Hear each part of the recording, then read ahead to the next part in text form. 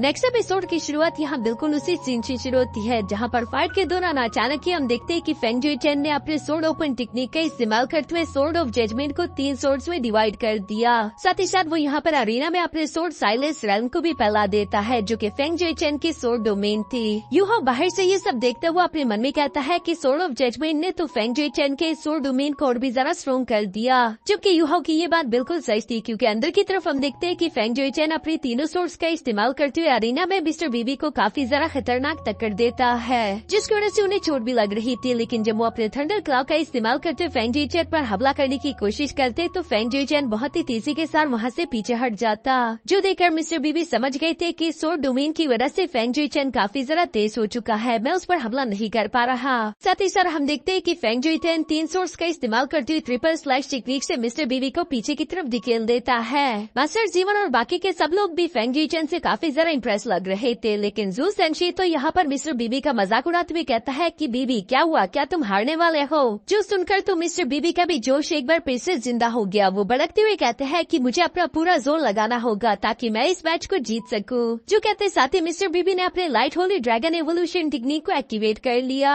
जो कि उनके थंडर ड्रैगन को थोड़ा सा और भी पावरफुल कर देता है। ये करने के बाद मिस्टर बीबी अपने थंडर ड्रैगन के हेड टेक्निक का इस्तेमाल करते हुए तेजी के साथ फेंग जुई चेन की तरफ बढ़ चले। दूसरी तरफ फेंग जुई चेन भी इस अटैक को काउंटर करने के लिए अपने सोर्ड ऑफ जजमेंट को वापस से कंबाइन कर लेता है। साथ ही साथ हम देखते हैं कि उसने डिवाइन सोर्ड टेक्निक का इस्तेमाल करते हुए मिस्टर बीबी से टकराने की कोशिश करी। इन दो एनर्जीज का एक दूसरे से टकराने की वजह से अरीना में एक बहुत बड़ा एनर्जी ब्लास्ट हो गया था, लेकिन ब्लास्ट का इफेक्ट खत्म होने के बावजूद भी मिस्टर बीबी और फेंग जुई चेन दोनों ही अपने पैरों पर खड़े थे। कोई भी नहीं जान पा रहा था कि आखिर यहाँ पर जीत किसकी हुई होगी, लेकिन तभी अचानक हम देखते हैं कि फेंग जुई चेन हार मानते हुए कहता है कि मैं हार गया क्योंकि लास्ट अटैक के धमाके के बाद मैंने अपने सोर्स के 7 स्लैश का इस्तेमाल करते हुए बेबी पर हमला करने की कोशिश की, लेकिन उसका थंडर ड्रैगन तो बहुत ही ज्यादा फास्ट निकला, जो कि मेरे साथों के साथों स्लैशेस को आसानी के साथ खत्म करते हुए साथ ही साथ मेरे सोर्ड डोमेन को भी ब्रेक कर चुका। मिस्टर बीबी उसकी बात सुनकर जवाब देते हुए कहते हैं कि तुम दिल के काफी अच्छे इंसान हो, अगर तुम्हारी सोर्ड डोमेन पूरी तरीके से कम्प्लीट हो चुकी होती तो शायद मैं उन अटैक्स को रोक ना पाता, इसलिए वाकई में तुम भी काबिल तारीफ हो। जो सुनकर फेंग जुई चेन यहाँ पर ऊंची आवाज में कहता है कि मैंने फैसला कर लिया, मैं टैंकसेट को ज्वाइन कर रहा हूँ। जो सुनकर तो सबके सब लोग ही खुश हो जाते हैं। यूहो तो मुस्कुरा कर कहता है कि शाबाश फेंग जुई चेन, मैं तो इन्हीं लफ्जों का इंतजार कर रहा था। इवन की मास्टर जीवन में आगे की तरफ आते हुए कहते हैं कि फेंग जुई चेन तो यहाँ इसीलिए आया था ताकि वो टैंकसेट को ज्वाइन कर सके, तुम उसे फैमिली की तरफ फील करवाना। जो सुनकर मिस्टर बीबी जवाब देते हुए कहते हैं कि आप फिक्र मत करें, आप दोनों को ही यहाँ पर फैमिली की तरफ फील होगा। इसके बाद वो मास्टर जीवन से कहता है कि आप मेरे साथ चले, मुझे आपसे कुछ बातें डिस्कस करनी है। मैं आपको आपकी जिम्मेदारियाँ समझाना चाहता हूँ क्योंकि आज से आप टैंकसेट के डिप्टी लीडर होंगे, जबकि साथ ही साथ आप सोल गाइडेंस डिपार्टमेंट के सुप्रीम लीडर होंगे। जो सुनकर तो मास्टर जीवन ने भी थोड़ी देर सोचने के बाद हमें जवाब दिया। साथ ही साथ वो यूहा से कहते हैं कि ठीक है, अब चूंकि मैंने टैंकसेट को ज्वाइन कर लिया इसलिए मैं हिडन वेपन्स के सारे ब्लूप्रिंट्स देखना चाहता हूँ। जो सुनकर मिस्टर बीबी इन सब लोगों को अपने साथ टैंकसेट के हाल ले आता है, जहाँ पर इन सब लोगों की बैठने के लिए जगह थी और ये टैंकसेट के वो पहले मेंबर्स होंगे जो कि दोबारा से टैंकसेट को ऊंचाइयों तक लेकर आने वाले हैं। जू सेंशी तो ये सब देखकर खुश होते हुए कहता है कि दिन ब दिन हमारा टैंकसेट पहले से स्ट्रॉन्ग होता जा रहा है। दूसरी तरफ मास्टर जीवन यूहा से सवाल करते हुए कहते हैं, यूहा क्या तुम जानना नहीं चाहते कि आखिर हम लोगों ने अचानक से यहाँ टैंकसेट आने का फैसला क्यों किया, हम लोगों ने सन मून रॉयल एकेडमी क्यों छोड़ दी? जो सुनकर यूहा जवाब देते हुए कहता है कि यकीनन सन मून रॉयल एकेडमी की सिचुएशन अब पहले से भी ज्यादा बदतर हो चुकी होगी, इसीलिए। जिस पर मास्टर जीवन जवाब देते हुए कहते हैं कि हाँ तुमने बिल्कुल सही कहा, क्योंकि मास्टर जिंग ने ऑफिशियली यहाँ क्राउन प्रिंस के साथ हाथ मिला लिया है और तुम जानते हो कि क्राउन प्रिंस पूरी दुनिया को फतेह करना चाहते हैं, जिसके लिए वो चाहते हैं कि सन मून रॉयल एकेडमी उनके लिए वेपन बनाए और वो भी इसी काम के लिए मान चुके, पर मैं इस बात के लिए बिल्कुल भी तैयार नहीं, इसी वजह से मेरी मास्टर जिंग के साथ लड़ाई हो गई। जो सुनकर यूहा जवाब देते हुए कहता है कि फिक्र ना करे, मास्टर जीवन टैंकसेट में आने के बाद यहाँ पर आपको कोई भी फोर्स नहीं करेगा, आपका जो मन हो आप वो कर सकते हो, बाहर की दुनिया में आने वाली जंग को हम लोग देख लेंगे। जो सुनकर मास्टर जीवन उसे जवाब देते हुए कहता है कि जब मैंने सन मून रॉयल एकेडमी को ज्वाइन किया था तब वो भी एक बहुत ही अच्छी और शांत जगह थी रिसर्च करने के लिए। उम्मीद करता हूँ कि टैंकसेट मुझे निराश नहीं करेगा। इसके बाद हम लोगों को नेक्स्ट डे का सीन दिखाया जाता है जहाँ मास्टर जीवन को टैंकसेट के सारे हिडन वेपन्स के ब्लूप्रिंट्स दिखाए गए, जिन्हें देखकर तो मास्टर जीवन इतने ज्यादा इम्प्रेस हो गए कि वो पूरे 1 महीने तक बैठकर सिर्फ उन्हीं पर रिसर्च करते हैं। इनसे उन्हें कई सारे न्यू आइडियाज भी मिले। यूहो भी अपने टैंकसेट के बनाए हुए न्यू आइडियाज और वेपन को लेकर यहाँ शेख एकेडमी के पास आकर उन्हें बताता है कि हम लोग उस प्रॉब्लम का सोल्यूशन लेकर आ गए हैं कि हम कैसे अपने अपने शेक एकेडमी के स्टूडेंट को स्ट्रॉन्ग कर सके। मेरे पास यही प्लान है कि हमें सारे के सारे स्टूडेंट्स को सोल गाइडेंस के बारे में समझाना होगा। मेरे हिसाब से हमारे शेक एकेडमी ने कुछ advance type soul guidance tool बनाया है जिन्हें इस्तेमाल करना काफी जरा आसान है और इनका इस्तेमाल करते हुए कोई भी स्टूडेंट अपने अटैक पावर को 1.5 गुना तक इंक्रीज कर सकता है। यूहो की ये बात सुनकर कुछ टीचर तो अभी भी सवाल करते हुए कहते हैं कि सोल गाइडेंस टूल तो एक एक्सटर्नल ऑब्जेक्ट है। मुझे नहीं लगता कि कई सारे सोल मास्टर इसको इस्तेमाल करना चाहेंगे, लेकिन यहाँ पर कई सारे टीचर्स यूहो को सपोर्ट भी करते हैं क्योंकि उनके हिसाब से हम लोगों को इंटरनल एंड एक्सटर्नल दोनों तरह की ताकतों का इस्तेमाल करके खुद को ताकतवर करना चाहिए। इवन की मास्टर यान यहाँ पर यूहो से कहते हैं कि मैंने फैसला कर लिया कि हमारे डिपार्टमेंट में 2 तरह की और क्लासेस को ऐड कर दिया जाएगा।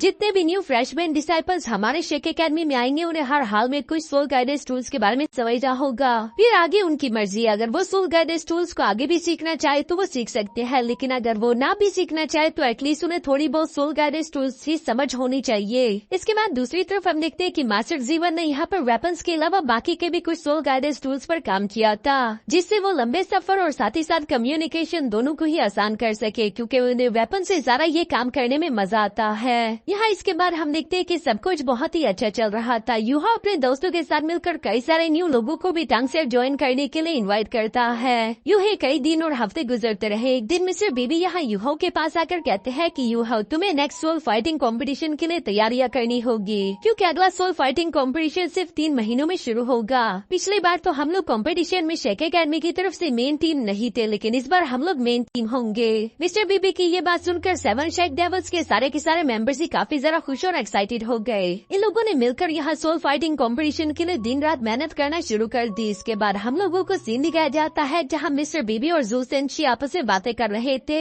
मिस्टर बीबी जू सेंशी को बताता है कि जब से मास्टर जीवन ने हमारे टंग सेट को ज्वाइन किया है तब से हमारे टंग सेट की रेपुटेशन सोल गाइडेंस में और भी ज्यादा इम्प्रूव हो गई। जिस पर जू सेंशी भी खुश होकर जवाब देते हुए कहता है कि हाँ, और शेक एकेडमी ने भी हम लोगों को पहले से काफी जरा स्ट्रॉन्ग सपोर्ट देना शुरू कर दिया है। ये सब देखकर मुझे अपने टंग सेट के लिए बहुत ही अच्छा फील हो रहा है। दूसरी तरफ मिस्टर बीबी भी अपने मन में खुश होते हुए ज्याओटो को याद कर रहा था, जहाँ वो ज्याओटो को याद करते हुए कहता है कि आज अगर तुम यहाँ पर होती तो यकीनन तुम्हें मुझ पर बहुत ही प्राउड होता। तभी अचानक नूरू के सामने केटा और यूहो आ जाता है, जहाँ यूहो मिस्टर बीबी से कह रहा था कि मास्टर जुआन हमसे मिलना चाहते हैं। जो सुनकर ये लोग मास्टर जुआन से मिलने के लिए टंग सेट के मीटिंग रूम में आ जाते हैं। यहाँ पर इन्हें मास्टर जुआन से जानने को मिला कि सोल फाइटिंग कंपटीशन के कुछ रूल्स चेंज हो गए क्योंकि इस बार सोल फाइटिंग कंपटीशन को sun moon royal empire host कर रहा है, इसलिए उन लोगों ने कुछ बदलाव किए हैं जिसके हिसाब से इस बार का ये कंपटीशन कॉन्टिनेंट्स के बीच में होगा, यानी कि कोई भी सेक्ट इस कंपटीशन को ज्वाइन कर सकता है, जिसकी वजह से इस बार कंपटीशन में कई सारी टीम्स होगी, एटलीस्ट पहले से तो 2 गुना ज्यादा। और चूँकि इस बार सोल फाइटिंग कंपटीशन में सेक्ट्स भी हिस्सा ले सकते हैं तो बॉडी सेक्ट्स आखिर पीछे कैसे रहेगा। जो सुनकर मिस्टर बीबी जवाब देते हुए कहते हैं कि हाँ, इस बार का फाइटिंग कंपटीशन काफी जरा टफ होगा और हमारे लिए जीतना भी मुश्किल हो सकता है। यकीनन आप यहाँ पर इसलिए आए होंगे ताकि आप हमें बता सके कि हम लोगों को पहले से भी ज्यादा मेहनत करनी होगी ताकि हम खुद की ताकत को इंक्रीज कर सके। जो सुनकर मास्टर जुआन इन्हें जवाब देते हुए कहता है कि मुझे तुम 7 शेक डेविल्स पर बिल्कुल भी शक नहीं। मैं जानता हूँ कि तुम लोग कितने ज्यादा काबिल हो, लेकिन मैं यहाँ तुम लोगों से कुछ और बात करने के लिए आया था। हाँ, ये बात सच है कि कंपटीशन के रूल्स चेंज हो गए जिसकी वजह से हमारे एकेडमी को थोड़ी सी मुश्किल झेलनी होगी, लेकिन ये चीज तुम लोगों के लिए काफी जरा फायदेनाक है क्योंकि तुम लोगों का टंग सेट भी अभी सोल फाइटिंग कंपटीशन को ज्वाइन कर पाएगा। जो सुनकर तो सब लोग ही हैरान हो गए। केटो यहाँ पर मास्टर जुआन से सवाल करते हुए पूछता है कि आप चाहते हैं कि हम लोग टंग सेट की तरफ से फाइट करें, तो फिर आखिर शेक एकेडमी की तरफ से कौन फाइट करने के लिए जाएगा। जिस पर मास्टर जुआन जवाब देते हुए कहते हैं कि शेक एकेडमी ने ऑलरेडी दूसरी टीम का बंदोबस्त कर दिया। मैं ये बात बिल्कुल भी नहीं कह रहा कि तुम लोगों से 7 शेक डेविल्स का टाइटल छीन लिया जाएगा क्योंकि 7 शेक डेविल्स हमेशा के लिए तुम लोग रहोगे, लेकिन अभी के लिए तुम लोग टंग सेट को बिलोंग करते हो और मुझे लगता है कि तुम्हें टंग सेट की तरफ से ही फाइट करना चाहिए। अगर तुम लोग अपना नेम भी चेंज करना चाहो तो तुम किसी भी नेम के अंदर सोल फाइटिंग कंपटीशन में हिस्सा ले सकते हो, फिर चाहे तुम इस फाइटिंग कंपटीशन को जीत ही क्यों ना जाओ। हमारे एकेडमी को तुम डिसाइपल्स पर काफी ज्यादा प्राउड होगा। जो सुनकर ये सब लोग एक दूसरे की तरफ देखते हुए अपना इरादा पक्का कर चुके। जो सुनकर मिस्टर बीबी आगे की तरफ आते हुए मास्टर जुआन को जवाब देकर कहता है कि ठीक है, हम लोग टंग सेट की तरफ से फाइट करने के लिए जाएंगे। मुझे माफ करना अगर मैं खुद गर्ज हो रहा हूँ, लेकिन मैं चाहता हूँ कि हमारा टंग सेट इस कंपटीशन को जीते क्योंकि अगर ज्याओटो देखेगी कि उसका टंग सेट इतना ज्यादा ताकतवर हो चुका है तो यकीनन वो मुझ पर प्राउड करते हुए वापस आ जाएगी। यहाँ ये बात सुनकर यूहा आगे की तरफ आते हुए कहता है कि मिस्टर बीबी तुम्हें परेशान होने की कोई जरूरत नहीं। वैसे भी अगर मिस ज्याओटो और तुम ना होते तो शायद कभी भी हम लोग यहाँ टांग तक आ ही ना पाते, इसलिए हम सभी तुम्हारे साथ है। हम लोग इस कंपटीशन को जीतेंगे और मिस याओटो को कहीं से भी ढूंढकर वापस ले आएंगे। जो सब सुनकर मिस्टर बीबी तो काफी ज्यादा इमोशनल हो गया। वो यहाँ अपने सब दोस्तों का शुक्रिया अदा करता है, इवन के मास्टर जुआन भी इन लोगों के लिए खुश हो रहा था। साथ ही सर वो अपनी जगह पर खड़े होते हुए कहता है कि मैं ये देखकर खुश हूँ कि तुम लोग इतने ज्यादा मोटिवेटेड हो, लेकिन ज्यादा भी खुश होने की कोई जरूरत नहीं, क्योंकि हमारी शेक एकेडमी की न्यू टीम भी कमाल की है। उस न्यू टीम में मैंने ऐसे टैलेंटेड स्टूडेंट ऐड किया है जो कि तुम सबको सरप्राइज कर देंगे, और उनके कैप्टन का तो जवाब ही नहीं। यहाँ ये सुनकर वो सब लोग सोचने पर मजबूर हो जाते हैं कि आखिर न्यू टीम की कैप्टन कौन होगी। मास्टर जुआन के यहाँ ये सभी लोगों को बताने के बाद हम लोगों को शेक एकेडमी की न्यू टीम इंट्रोड्यूस करवाई जाती है, जिनकी टीम लीडर कोई और नहीं बल्कि मिस वांग काइनीर थी। और मास्टर जुआन को अंदाजा हो चुका था कि वांग काइनीर कितनी जरा खास है, इसलिए वो अपनी न्यू टीम से काफी जरा उम्मीदें लगाकर बैठे हुए थे। इसके बाद हम लोगों को नेक्स्ट डे का सीन दिखाया जाता है, जहाँ शेक एकेडमी की न्यू टीम और साथ ही साथ टंग सेट के मेंबर्स के दरमियान एक फ्रेंडली फाइट हो रही थी, ताकि ये लोग एक दूसरे की ताकत के बारे में समझ सके। हम देखते हैं कि मिस वांग काइनीर यहाँ केटाओ का मुकाबला करती है, जहाँ उसने अपने गोल्डन स्फीयर को बाहर निकाल दिया था। दूसरी तरफ केटाओ भी अपने थ्रस्टर्स का यूज करते हुए खुद को पीछे की तरफ धकेलते हुए साथ ही साथ सोल गाइडेंस कैनन का इस्तेमाल करके मिस वांग काइनीर पर लगातार अटैक्स करने लगा, जहाँ मिस वांग काइनीर उसके हमलों को डॉज करते हुए अपने गोल्डन स्फीयर से उस पर पास आते हुए हमला करने की कोशिश करती है, लेकिन केटाओ तेजी के साथ पीछे हटते हुए वहाँ से दूर चला गया। केटाओ के सोल गाइडेंस की वजह से उसकी रफ्तार काफी ज्यादा तेज थी, लेकिन पीछे की तरफ मिस वांग काइनीर का भी जवाब नहीं, क्योंकि केटाओ ने अपने मल्टीपल सोल गाइडेंस कैनन का इस्तेमाल करते वांग काइनीर पर तो एनर्जी बॉम्ब्स की बरसात कर दी थी, जिसकी वजह से वहाँ अरीना में तबाही मच गई। वांग काइनीर के दोस्त तो ये देखकर काफी ज्यादा परेशान हो चुके थे, लेकिन दूसरी तरफ जू सेनशी को केटाओ पर बहुत ही ज्यादा प्राउड महसूस हो रहा था। उसे लग रहा था कि शायद केटाओ इस फाइट को जीत गया, लेकिन अरीना में एनर्जी ब्लास्ट का धुआं हटने के बाद हम देखते हैं कि वांग काइनीर तो अपने गोल्डन ड्रैगन का इस्तेमाल करते उस अटैक को पूरी तरीके से ब्लॉक कर चुकी थी। उसको तो जरा से भी असर नहीं हुआ, बल्कि वो तेजी के साथ गोल्डन स्फीयर को लेकर यहाँ केटाओ पर हमला करने के लिए उसके पास आ जाती है, जो देखकर केटाओ भी मौके का यूज करते हुए फौरन वहाँ चारों तरफ हवा में बॉम्ब्स फैला चुका, जबकि वो खुद फ्लाइंग विंग्स का इस्तेमाल करते हुए धमाके की रेस से दूर चला गया। इसके बाद हम देखते हैं कि वो नीचे की तरफ मौजूद वांग काइनीर को ढूंढने शुरू हो गया, लेकिन वांग काइनीर तो बिजली की तेजी के साथ पलक झपकते ही यहाँ जंप करते हुए फौरन से केटाओ के पीछे आ जाती है, जो देखकर केटाओ समझ गया कि उसके पास मूव करने का समय नहीं, इसलिए वो अपने आसपास शील्ड बैरियर बनाने की कोशिश करता है ताकि वो खुद को वांग काइनीर के हमले से बचा सके। लेकिन हम देख पाते हैं कि केटाओ की वो शील्ड बैरियर यहाँ वांग काइनीर के गोल्डन स्फीयर के सामने ज्यादा देर टिक नहीं पाती। जिस शील्ड के डिस्ट्रॉय होते साथ ही केटाओ भी फौरन से यहाँ जमीन पर आ गिरा, और हम देखते हैं कि वांग काइनीर भी काफी कूल तरीके से केटाओ के सामने आकर खड़ी हो गई। केटाओ समझ चुका था कि अब वो वांग काइनीर से नहीं जीत सकता, इसलिए वो खुद की हार को एक्सेप्ट कर लेता है। ये सुनकर तो दूसरी तरफ शेक एकेडमी की न्यू टीम के डिसाइपल्स काफी ज्यादा खुश हो गए, इवन के कुछ तो उनमें से आपस में बातें करते हुए कह रहे थे कि हमारी न्यू कैप्टन तो कमाल की है। दाइहुआ भी इनमें इस न्यू टीम का हिस्सा था, वो हमेशा से यूहाओ को हराना चाहता है, लेकिन वो ऐसा कभी कर नहीं पाया, इसलिए उसे काफी ज्यादा गुस्सा आ रहा था। दूसरी तरफ हम देखते कि केटाओ वापस से अपने दोस्तों की तरफ आते उन्हें बताता है कि सच में ये न्यू लड़की तो वाकई में काफी ज्यादा ताकतवर है, जो सुनकर जू सेनशी वहीं पर मौजूद टांग मूटोंग की तरफ देखते हुए कह रहा था कि टांग मूटोंग अभी तक अपनी सोल पावर को पूरी तरीके से रिकवर नहीं कर पाई, इसलिए मुझे लगता है कि इस न्यू कैप्टन से फाइट करने के लिए अब मुझे आगे की तरफ जाना चाहिए। जो कहते साथ ही जू सेनशी आगे की तरफ बढ़ने लगा, लेकिन मिस्टर बीबी उसे वहीं पर रोक देता है। साथ ही वो यूहाओ की तरफ देखते हुए कहता है कि यूहाओ तुम वांग काइनीर की ताकत के बारे में जानना चाहते थे, मुझे लगता है कि तुम्हें उससे फाइट करनी चाहिए। जो सुनकर यूहाओ हाँ में सर हिलाते हुए फाइट करने के लिए अरीना में आ गया, जहाँ पर हम देखते हैं कि सबसे पहले वांग काइनीर अपने गोल्डन स्फीयर को लेकर तेजी के साथ आगे की तरफ बढ़ते हुए यूहाओ पर हमला करने शुरू हो गई। यूहाओ भी दूसरी तरफ अपने सोल डिटेक्शन टेक्निक का इस्तेमाल करते उसके हर एक अटैक को डॉज करने की कोशिश कर रहा था। साथ ही सर वो अपनी मेंटल पावर का इस्तेमाल करते हुए वांग काइनीर को कमजोर करने की भी कोशिश करता है, लेकिन दूसरी तरफ हम देखते हैं कि वांग काइनीर ने तो काफी आसानी के साथ अपने गोल्डन स्फीयर का इस्तेमाल करते उस अटैक को बीच में से काट दिया, जो देखकर यूहाओ काफी ज्यादा सरप्राइज हो चुका था। लेकिन वो रुकता नहीं, बल्कि वो फौरन से अपने सोल शॉक टेक्निक का इस्तेमाल करते वांग काइनीर पर हमला कर देता है, जिसकी वजह से वांग काइनीर का तो सर चकरा गया था और यही मौका था यूहाओ के पास हमला करने के लिए। लेकिन यूहाओ ने जैसे ही वांग काइनीर पर हमला करने की कोशिश की, तभी अचानक हम देखते हैं कि वांग काइनीर वापस से होश में आ गई, जो देखकर तो यूहाओ भी हैरान होते हुए कहता है कि आखिर ये लड़की इतनी जल्दी मेरे सोल शॉक टेक्निक से रिकवर कैसे हो सकती है। इवन कि जब वांग काइनीर और यूहाओ ने यहाँ पर अपने पंचेस को भी एक दूसरे से टकराया, तो हमें जानने को मिलता है कि वांग काइनीर की स्ट्रेंथ यूहाओ से ज्यादा थी, जहाँ वो यूहाओ को पीछे की तरफ धकेल देती है, जो देखकर यूहाओ हैरान होते हुए कहता है कि ये लड़की मेरी सोच से ज्यादा ताकतवर निकली, मुझे मजबूरन अपनी इस टेक्निक टेक्निक का इस्तेमाल करना होगा। जो कहते यूहो ने यहाँ पर स्नो गर्ल की snow dance in the snow realm technique को इस्तेमाल करना शुरू कर दिया, जिसकी वजह से वहाँ पर बर्फ का एक टोर्नेडो क्रिएट हो जाता है।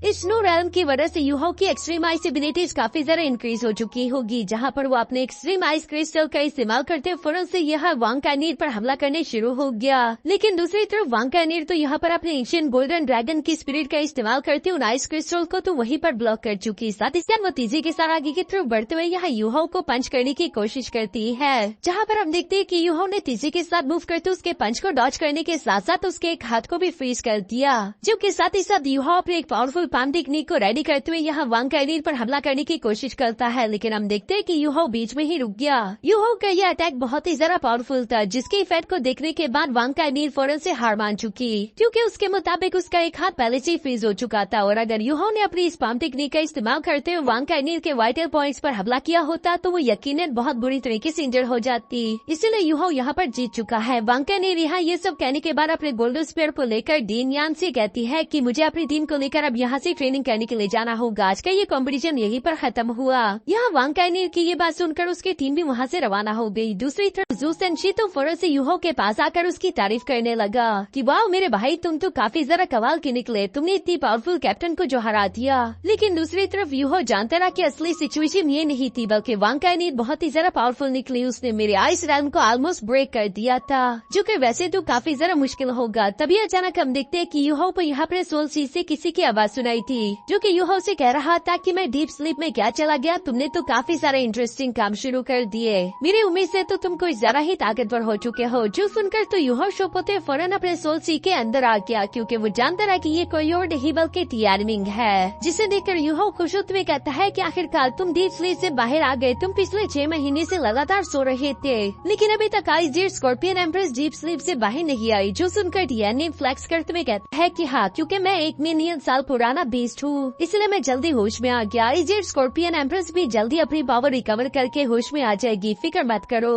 फिलहाल तो उससे पहले हमें एक और काम करना होगा। मैं तुम्हारा सोल स्पिरिट बनना चाहता हूँ, इसलिए मेरे साथ सोल स्पिरिट कॉन्ट्रैक्ट कर लो। हाँ, ये बात सच है कि मैं ऑलरेडी तुम्हें अपने 1 मिलियन ओल्ड सोल रिंग दे चुका हूँ, तो मेरे पास जरा कुछ न्यू तो नहीं होगा। लेकिन चूंकि मैं 1 मिलियन साल पुराना सोल बीस्ट हूँ, तो हो सकता है कि अगर मैं तुम्हारा सोल स्पिरिट बनूं तो इसकी वजह से तुम्हें कुछ और न्यू एबिलिटीज मिल जाए। जो सुनकर यूहो पिछली बार का इवेंट याद करते हुए कहता है कि नहीं, ये बहुत ज्यादा रिस्की होगा, हो सकता है किसी तुम्हारी मौत हो जाए। जिस पर टियानमिंग यूहो को जवाब देते हुए कहता है कि अरे यार, फिक्र मत करो, मैं 1 मिलियन साल पुराना सोल बीस्ट हूँ, मैं इतनी जल्दी नहीं मरूंगा। इसलिए हम देखते हैं कि टियानमिंग ने आखिरकार यूहो को इस सोल कॉन्टैक्ट के लिए एग्री कर लिया, जिसके बाद हम देखते हैं कि यूहो भी सोल स्पिरिट कॉन्टैक्ट फॉर्मेशन को बनाना शुरू कर देता है, बिल्कुल पिछली बार की तरह। लेकिन इस बार चूंकि टियानमिंग यूहो का साथ देने के लिए पूरी तरीके से एग्री था, इसलिए हम देखते हैं कि यहाँ पर कोई भी मुश्किल पेश नहीं आई। और आखिरकार हम देखते हैं कि यूहो ने सक्सेसफुली टियानमिंग को अपना स्पिरिट सोल बना लिया, जिसकी वजह से हम देखते हैं कि टियानमिंग तो काफी जरा खुश दिखाई दे रहा था, क्योंकि वो अब कभी भी बाहर आ जा सकता है। साथ ही साथ वो यहाँ पर एक्साइटेड होते हुए कहता है कि एक बार बिंग बिंग होश में आ जाए, उसके बाद तुम उसे भी अपना स्पिरिट सोल बना लेना, ताकि वो भी तुम्हारी बॉडी से बाहर आ सके। मैं उसे अपने साथ डेट पर लेकर जाना चाहता हूँ। ये सब कहते हुए टियानमिंग तो ख्याली पुलाव पका रहा था। दूसरी तरफ स्नो गर्ल यहाँ पर टियानमिंग को काफी जरा अजीब सी देख रही थी, क्योंकि उसने खुद जैसा पहले कभी भी सोल स्पिरिट नहीं देखा था। दूसरी तरफ हम देखते हैं कि यूहो यहाँ आगे की तरफ आते हुए टियानमिंग से कहता है कि ठीक है, तुम जो चाहते हो वो मैं जरूर करूंगा, लेकिन उससे पहले मैं तुम्हें अपने साथ लेकर जाकर किसी से मिलवाना चाहता हूँ। और असल में यूहो यहाँ पर टांग वूटोंग की बात कर रहा था। इसके बाद नेक्स्ट सीन हम लोगों को शाम का दिखाया जाता है, जहाँ यूहो टांग वूटोंग को सरप्राइज देने के लिए अपने रूम में ले आया था। मिस वूटोंग भी हैरान होती है, उससे सवाल करते पूछती है कि आखिर तुम मुझे दिखाना क्या चाहते हो। जो सुनकर यूहो जवाब देते हुए कहता है कि अपनी आंखें खोलो और खुद ही देख लो। जो सुनकर जैसे ही टांग वूटोंग अपनी आंखें खोलती है, उसके सामने एक क्यूट सा सिल्क वार्म खड़ा था। यूहो भी यहाँ पर टियानमिंग को इंट्रोड्यूस करवाते हुए बोलता है कि ये वो मेरा सबसे पहला सोल बीस्ट था, जो कि मेरी सोल रिंग बना, इसका नाम टियानमिंग है। जो सुनकर मिस वूटोंग आगे की तरफ आते हुए कहती है कि वाह, ये कितना क्यूट है। जो कहते हैं मिस वूटोंग यहाँ टियानमिंग की गालों के साथ खेलने लगी। इसके बाद दूसरी तरफ टियानमिंग यूहो से कहता है कि चलो अब तुम्हारी न्यू सोल एबिलिटी के बारे में बात करते हैं। जो कहते साथ ही टियानमिंग यहाँ यूहो की एक सोल रिंग को लाइफ रिफ्लेक्शन शील्ड में कन्वर्ट कर देता है। ये शील्ड दिखने में काफी जरा पावरफुल और खतरनाक लग रही थी, जिसके बारे में टियानमिंग यूहो को बताता है कि ये है मेरी तरफ से तुम्हारे लिए एक न्यू एबिलिटी, जिसका इस्तेमाल करते तुम किसी भी फिजिकल या मेंटल अटैक को आसानी के साथ ब्लॉक कर पाओगे। लेकिन हाँ, मैं तुम्हें पहले ही बता दूं कि तुम सिर्फ वही अटैक ब्लॉक कर सकते हो जो कि किसी लाइफ फॉर्म के बनाए हुए अटैक हो, यानी कि तुम सोल गाइडेंस अटैक ब्लैक को इस शील्ड का इस्तेमाल करते हुए ब्लॉक नहीं कर पाओगे। यूहाओ ये सुनकर काफी जरा खुश हो गया। वो कहता है कि वाव ये शील्ड तो काफी जरा स्ट्रॉन्ग है, लेकिन क्या इसकी कोई कमजोरियां भी है? जिस पर टियानमिंग तो शुरू में फ्लैक्स करते हुए कह रहा था कि नहीं ये टियानमिंग की बनाई हुई शील्ड है, भला ये कमजोर कैसे होगी। लेकिन हम देखते हैं कि जब स्नोगर्ल ने आगे की तरफ बढ़ते हुए लाइफ रिफ्लेक्शन शील्ड को एक जोरदार पंच किया तो टियानमिंग को भी अंदर से दर्द हुआ। इसलिए वो यूहाओ को बताता है कि चलो मैं तुम्हें सारी सच्चाई बताता हूँ, असल में ये शील्ड बहुत ही पावरफुल अटैक्स को ब्लॉक तो जरूर कर पाएगी, लेकिन इस शील्ड को दोबारा से इस्तेमाल करने के लिए शायद तुम्हें 3 महीने तक रिकवरी पीरियड का वेट करना होगा। और सिर्फ यही नहीं बल्कि अगर तुम्हारा दुश्मन उससे भी ज्यादा ताकतवर निकला तो शायद ये रिकवरी का समय और भी ज्यादा इंक्रीज हो सकता है। लेकिन फिक्र करने की इतनी भी कोई जरूरत नहीं, जैसे जैसे तुम ताकतवर होगे और तुम्हारी सोल पावर इंक्रीज होगी तो ये रिकवरी टाइम भी खुद ब खुद कम होता रहेगा। साथ ही साथ ये लाइफ रिफ्लेक्शन शील्ड भी उतनी ही ज्यादा ताकतवर होगी। तो अगर सिंपल कहूँ तो यही होगा कि तुम खुद को ताकतवर करने पर ध्यान दो। बिस्टांगू टोंग तो ये सारी उसकी बातें सुनकर उसके लिए क्लैप करते हुए कहती है कि वाह ये काफी जरा पावरफुल सोल स्किल है। यूहाओ मुझे तुम्हारे लिए बहुत ही खुशी हो रही है। यहाँ पर टांग वोटोंग ये सब कह ही रही थी, अचानक ही हम देखते हैं कि उसकी आंखें बंद होना शुरू हो गई, जिसकी वजह से वो बेहोश होकर वहीं पर गिर जाती है। ये देखकर यूहाओ से संभालते हुए कहता है कि टांग वोटोंग आखिर तुम्हें क्या हुआ? जिसके साथ हमारा ये एपिसोड यहीं पर खत्म हो जाता है।